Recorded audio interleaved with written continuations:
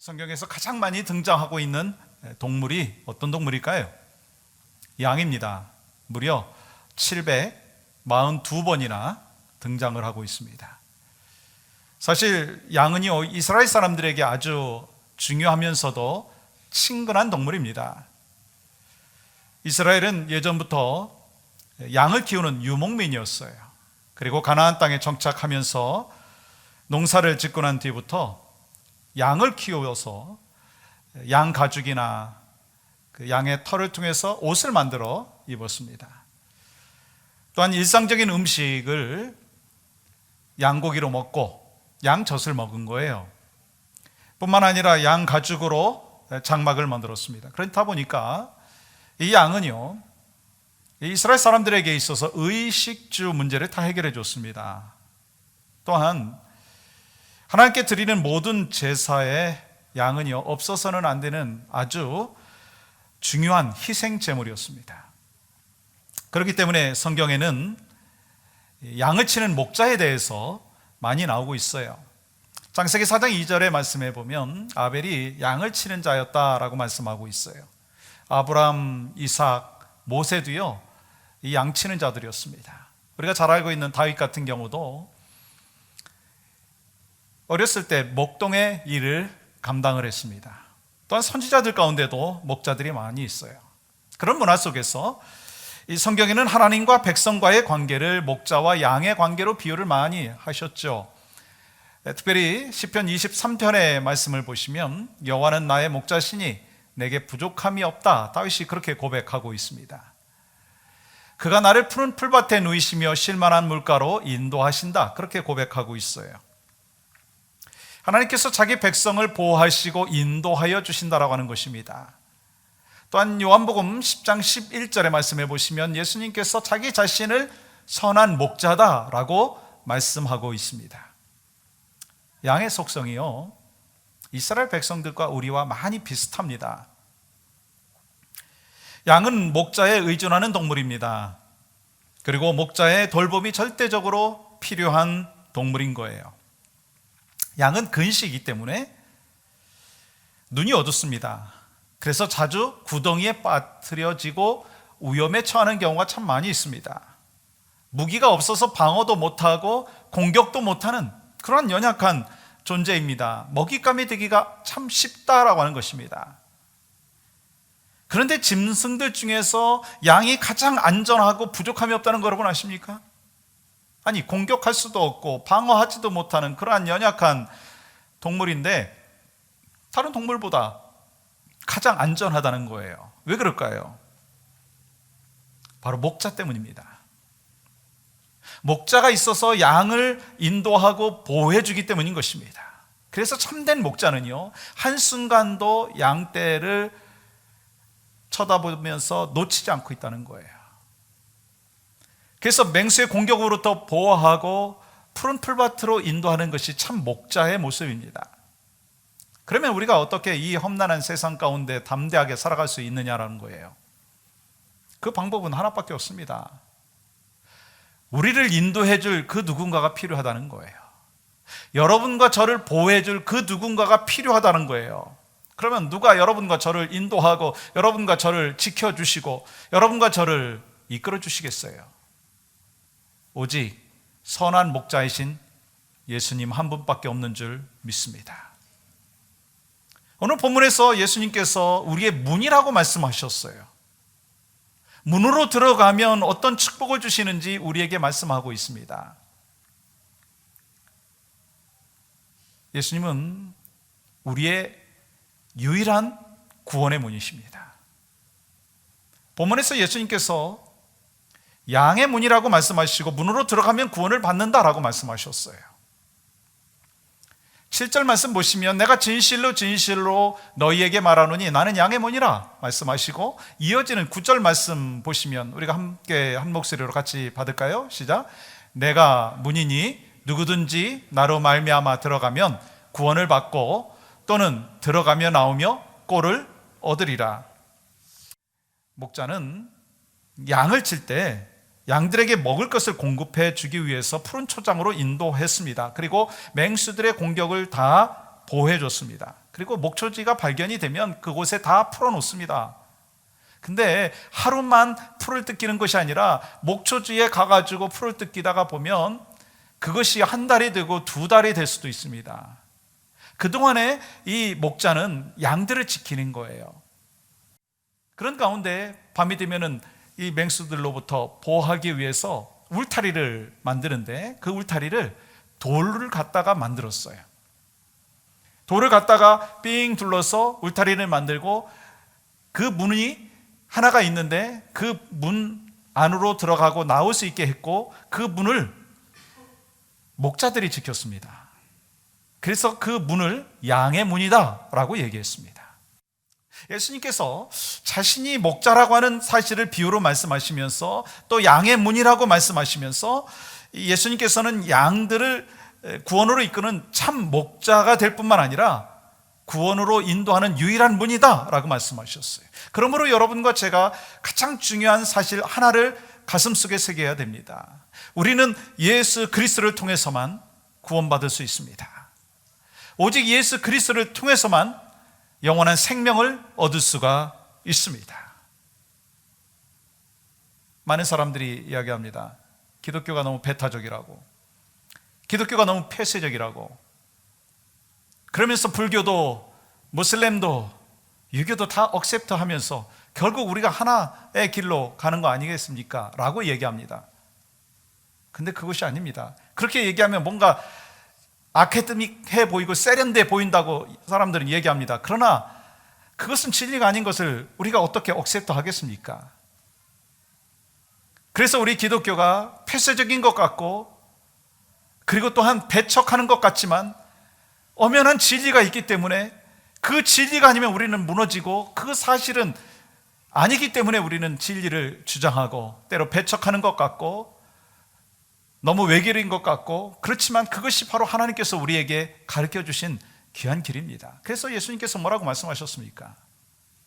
요한복음 14장 6절에서 내가 곧 길이요 진리요 생명이니 나로 말미암지 않고는 아버지께로 올 자가 없느니라. 유일한 생명의 길, 구원의 길은 오직 예수 그리스도밖에 없는 줄 믿습니다.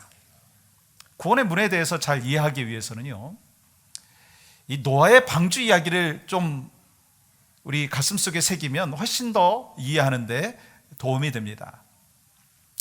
노아가 방주를 만들 때 특징이 있었습니다. 뭐 요즘 같으면 모타도 달 수 있고 키도 이렇게 달 수 있을 거예요, 방향을 잡는. 근데 당시에는 뭐 모타도 없었고 키도 없었습니다.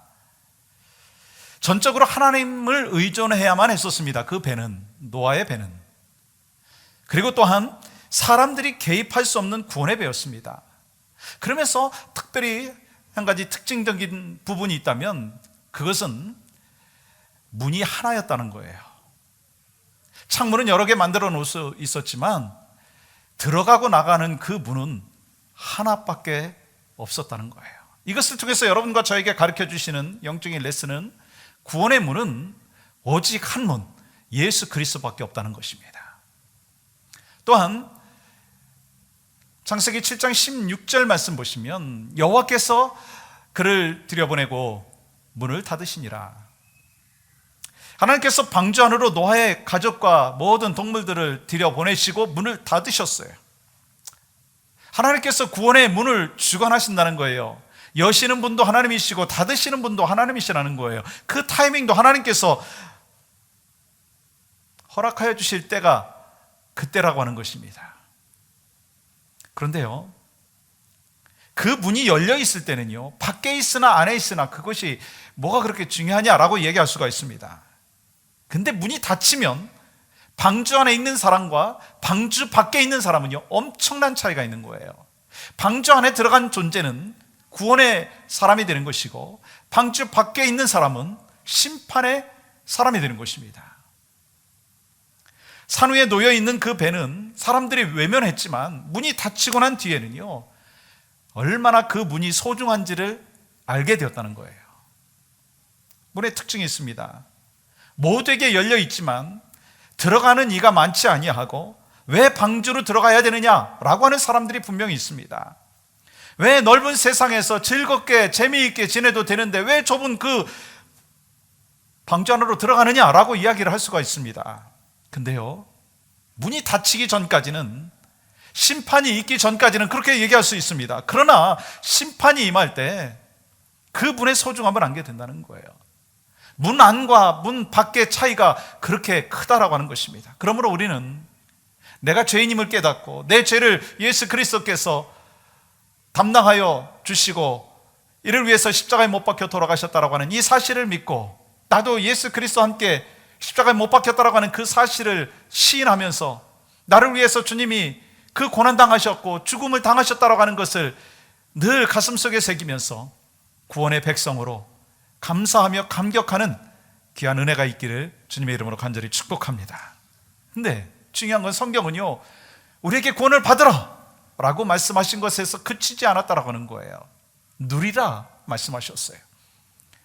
누가복음 5장 1절 말씀 보시면 우리 주 예수 그리스도로 말미암아 하나님과 화평을 누리자 말씀하셨어요. 여러분, 여기서 누리자라고 하는 말씀은요, 우리에게 은혜의 시대가 왔다는 거예요.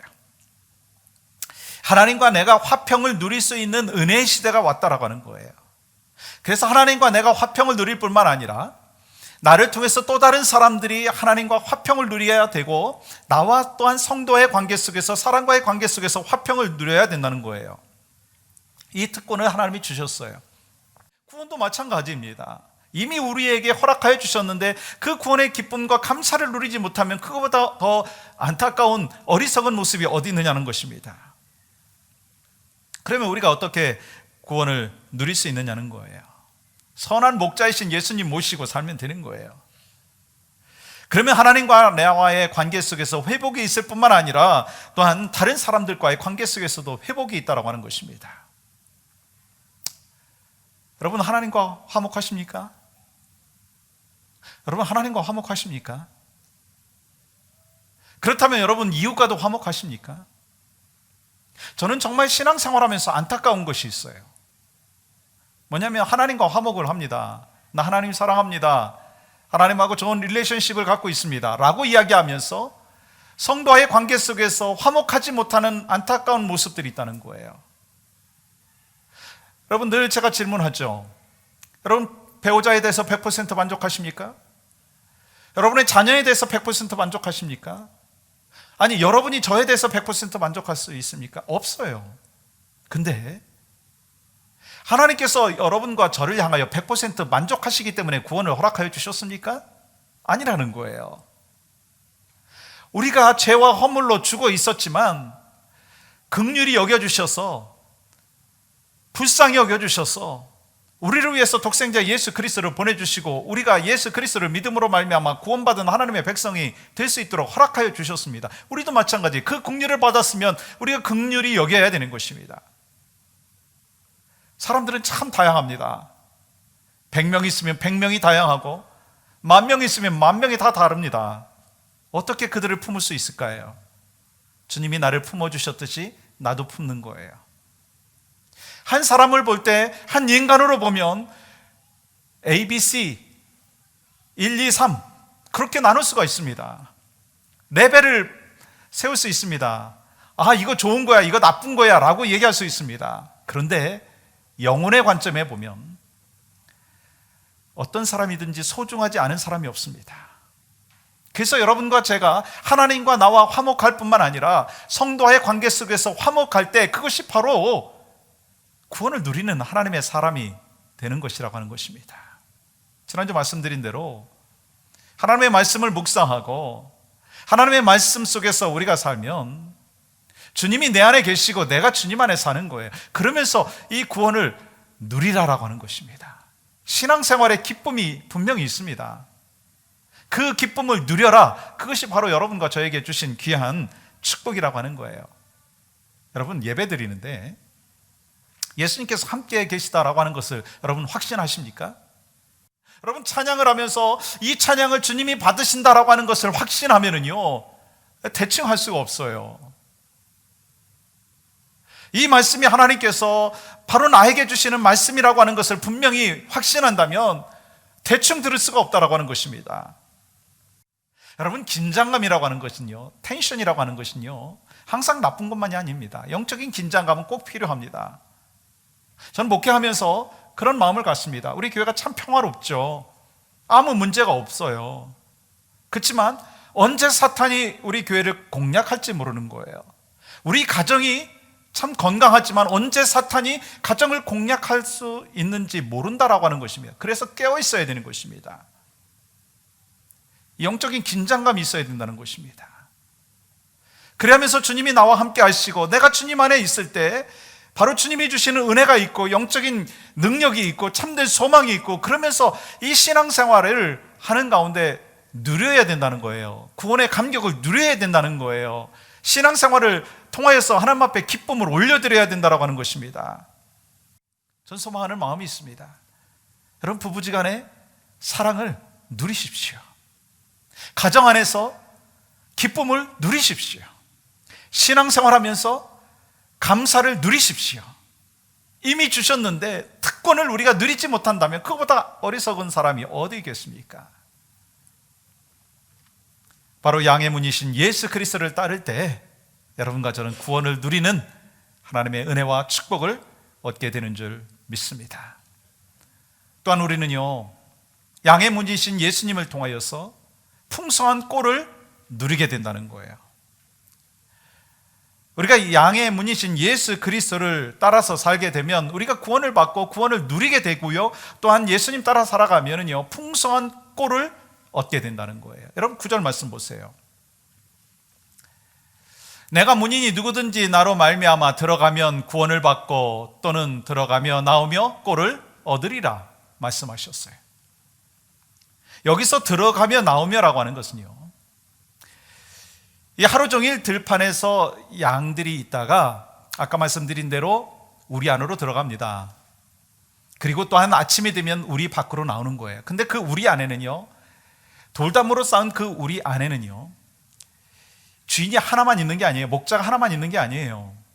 A라고 하는 목자가 있고 B라고 하는 목자가 있고 C라고 하는 목자가 있는데 그 양무리들을 그 한 우리에 다 집어넣습니다.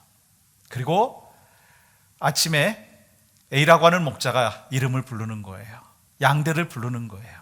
그러면 그 목자들이 부르는 그 양들은 하나하나 밖으로 나오게 되는 것입니다. 그러면서 안으로 들어가고 나오는 것을 목자가 양들을 지켜준다라고 하는 것입니다. 그리고 이 양들이요, 그 목자의 음성을 잘 들으면 밖에 풀이 많이 있는 그곳으로 인도가 되어지는 거예요. 그래서 여러분과 제가 바로 하나님의 음성을 잘 들을 때 풍성한 꼴을 먹을 수 있다는 거예요. 영의 양식을 먹을 수 있고 육의 양식을 먹을 수 있다고 하는 것입니다. 그러면서 주님이 우리에게 분명히 말씀해 주신 것이 있어요. 10절 말씀 보십시오. 도둑이 오는 것은 도둑질하고 죽이고 멸망시키려는 것뿐이요, 내가 온 것은 양으로 생명을 얻게 하고 더 풍성히 얻게 하려는 것이라. 여러분, 이 말씀을 성경학자들이 아주 깊이 연구를 했습니다. 그러면서 이 말씀 속에서 주시는 메시지가 뭐냐면, 우리가 주님을 믿음으로 말미암아 죽어서 천국 가는 것, 이것이 구원의 역사고, 그러나 여기서 우리가 끝나는 것이 아니라 이 구원의 역사 속에서 살아가면서 풍성한 삶을 누려야 된다고 하는 것입니다. 여러분과 제가 믿음 안에서 살면서 풍성한 삶을 누려야 된다는 것입니다. 여러분과 저는 예수 그리스도를 나의 구주로 영접함으로 말미암아 우리에게 주어진 은혜와 축복이 있습니다. 그게 뭐예요? 구원입니다. 근데 거기서 끝나지 말라는 것입니다. 왜 우리가 살아가야 되는지, 나의 삶의 목적이 무엇인지 그것을 알고 살아갈 때 바로 하나님이 주시는 그 은혜가 있고 또한 그 풍성한 삶을 살 수가 있다라고 하는 것입니다. 여러분, 풍성한 삶을 살고 계십니까? 근데 여러분, 이런 질문을 사람들이 합니다. 아니, 예수 믿으면 복을 받고 예수 믿으면 풍성한 삶을 산다고 이야기하는데 정말 나는 그런 거 아닌 것 같아요. 내 삶에 고난이 있습니다. 질병이 있고요, 아픔이 있습니다. 여러분, 사실입니까? 아닙니까? 사실이잖아요. 그런데 이런 속담이 있는 거 여러분 아십니까? 맑은 날이 계속되면 사막을 만든다. 맑은 날이 계속되면 사막을 만든다는 거예요. 인생의 의미를 날씨를 통해서 보여주고 있는 속담입니다. 우리는 소망하는 것이 있어요.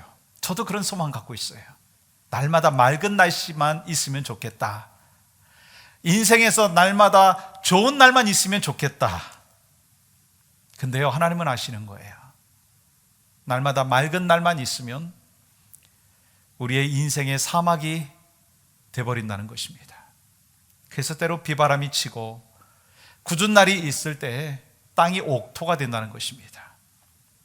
우리 인생에 비가 오고 때로는 폭풍이 찾아옵니다. 지진이 있고 쓰나미가 있습니다. 근데 바로 그때 정말 살아가기 힘들 때, 경제적으로 너무나 지쳐있고 낙심되어 있을 때, 숨쉬기조차 힘들 때, 폭풍우가 찾아올 때 우리는 하나님을 어떻게 바라보느냐는 것입니다. 여러분 한번 생각해 보십시오. 여러분의 삶에 폭풍우가 찾아올 때 여러분 하나님을 뭐라고 고백하십니까? 어려움 속에서도 하나님은 선하신 하나님이십니다. 하나님께서 나를 보호하시고 나의 인생을 책임져 주십니다. 그런 고백을 할 수 있느냐는 것입니다. 저는 감사하게 모태신앙으로 자랐습니다. 태어나 보니까 엄마 아버지가 교회를 다니고 계셨고 자연스럽게 교회를 다녔습니다. 그리고 예수 그리스도를 인격적으로 영접한 것이 30년이 넘었습니다. 그러면서 참 감사의 고백을 할 수 있는 것이요, 이 세상에서 예수님 따르는 것보다 더 행복한 게 없더라고요. 이 세상에서 주님 따르는 것보다 더 보람 있는 게 없더라고요.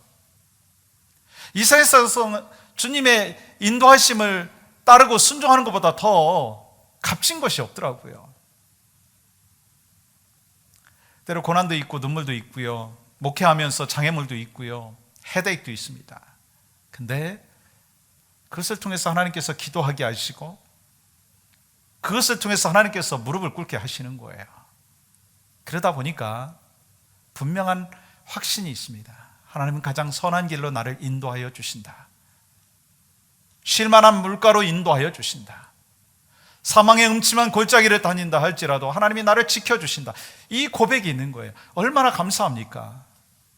여러분과 저의 신앙의 고백 속에서 그 고백이 언제나 변함없이 하나님 앞에 올려드려지는 축복이 있기를 간절히 소망합니다. 이미 우리에게 주셨어요. 우리가 어떻게 풍성한 삶을 살 수 있습니까? 여러분, 예수님 당시에 목자와 양의 관계를 이해하면 됩니다. 아까 말씀드렸죠. 목자가 양들을 부릅니다. 그러면 양들이요, 목자의 음성을 듣고 반응해서 그 음성에 맞춰서, 그 타이밍에 맞춰서 밖으로 나와서 푸른 풀밭으로 인도되어지는 것입니다. 양들은요, 자신의 목자의 음성을 들을 때 풍성한 꼴을 먹을 수가 있는 것입니다. 여러분과 저도 마찬가지예요. 선한 목자이신 예수님의 그 음성을 들을 때 우리는 풍성한 삶을 살 수가 있다라고 하는 것입니다. 양의 문이신 예수님의 꼴을 먹기 위해서 우리가 필요한 것이 있다면 예수님과 1대1로 만나는 그 만남이 있어야 되는 것입니다. 여러분, 복음서의 말씀을 보면 예수님께서 복음을 전하시는 그 장면들이 구체적으로 기록이 되어 있는데요, 그 말씀 보면은 예수님께서 많은 사람들 앞에서 복음을 전하고 그리고 가르치셨던 것이 나와 있지만 결국은 궁극적으로 보면요, 주님은 1대1의 만남이 있으셨어요. 1대1의 만남을 통해서 한 사람이 변화되어지고 그 가정이 변화되어지는 것을 볼 수가 있습니다. 누가복음 19장의 말씀을 보면 예수님 만나고 싶은 한 인물이 다가오죠. 누구였어요? 삭개오였습니다. 이 삭개오는 주님을 보고 주님을 만나기를 원했습니다. 근데 여리고로 내려가시는 그 과정 속에서 주님이 복음을 전하는 그 장면 속에서 사람들이 너무나 많으니까 이 키가 작은 삭개오가 주님 만나지 못했습니다. 그래서 뽕나무에 올라갔습니다. 그랬더니 주님이 뭐라고 말씀하십니까? 삭개오야, 속히 내려오라. 내가 오늘 내 집에 유하여야 하겠다. 1대1로 부르셨어요. 그랬더니 삭개오가 어떻게 반응했습니까? 1대1로 대답합니다. 급히 내려왔다는 거예요. 1대1의 만남 속에서 하나님의 음성을 듣고 하나님의 음성을 들음으로 말미암아 그가 구원받고 또한 그 가정이 구원받는 역사가 있었습니다.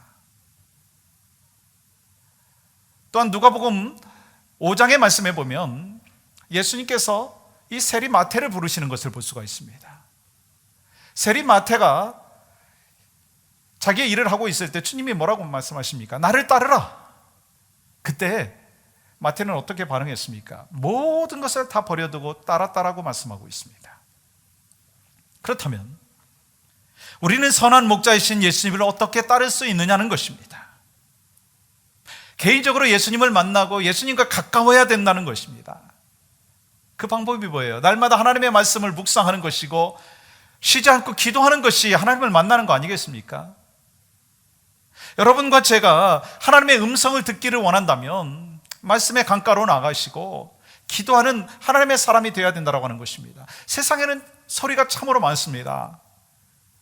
소리의 홍수 시대에 살고 있습니다. 여러분 어떤 소리를 듣고 있습니까? 수많은 잘못된 소리, 우리를 유혹하고 넘어뜨리려고 하는 소리, 낙심케 하는 소리, 상처를 주는 소리, 그런 소리들이 얼마나 많습니까? 그런데 그 소리를 계속 듣다가 보면은요, 나도 상처가 되고 다른 사람에게 상처를 줄 수밖에 없어요. 그런데 하나님의 음성을 듣고 하나님께서 나에게 향하신 뜻과 섭리를 발견하게 되면은요, 내 마음이 힐링되어질 뿐만 아니라 다른 사람들에게도 힐링의 역사를 주는 축복의 통로가 된다라고 하는 것입니다. 양의 문이 되신 예수님께서 끊임없이 다가오셔서 말씀하시고 지금 여러분과 저에게도 말씀하고 계십니다. 그러므로 우리는 예수님 따라 살면 되는 거예요. 언제나 변함없이 선하신 그 주님의 음성을 듣고 하나님의 자녀로서 그 음성에 반응하는 거예요. 그래서 여러분의 일생도 양의 문이 되신 예수 그리스도를 따르고 그래서 구원받고 그리고 구원을 누리고 풍성한 삶이 바로 여러분과 저에게 있기를 주님의 이름으로 간절히 축복합니다. 여러분, 잘 사는 것과 풍성하게 사는 것은 다릅니다. 흔히 잘 사는 것을 부자는 잘 산다고 얘기하고 가난한 사람은 못 산다고 얘기합니다. 그런데요, 돈이 많다고 풍요롭지는 않습니다. 근데 돈이 없어도 날마다 노동을 해도 집에 들어가면 사랑하는 아내가 있고 격려해주는 아이들이 있고 축복해주는 부모가 있으면 그 가정은요, 풍성한 삶을 누리는 복된 가정이 되는 것입니다. 우리에게 가진 것이 뭐가 있겠어요? 그러나 우리 하나님께서 여러분과 저에게 주신 축복이 있습니다. 구원의 축복을 주셨고 이미 풍성한 삶을 누리라라고 하는 축복의 메시지를 주셨을 뿐만 아니라 우리는 그 특권을 갖고 있습니다. 이번 한 주간 동안 여러분들이 살아가시면서 풍성함을 누렸으면 좋겠어요. 그 풍성함을 누리기 위해서 우리에게 필요한 것이 있습니다. 하나님의 꿈이 내 꿈이 되는 거예요. 하나님의 마음이 내 마음이 되는 거예요. 선한 목자 되신 주님의 음성을 따라서 살아가는 것입니다. 날마다 주님 만나고 주님 주시는 능력과 주님이 주시는 소망과 주님이 주시는 위로를 받고 이번 한 주간 주님 앞에 여러분과 저의 삶을 올려드리기를 주님의 이름으로 간절히 축복합니다.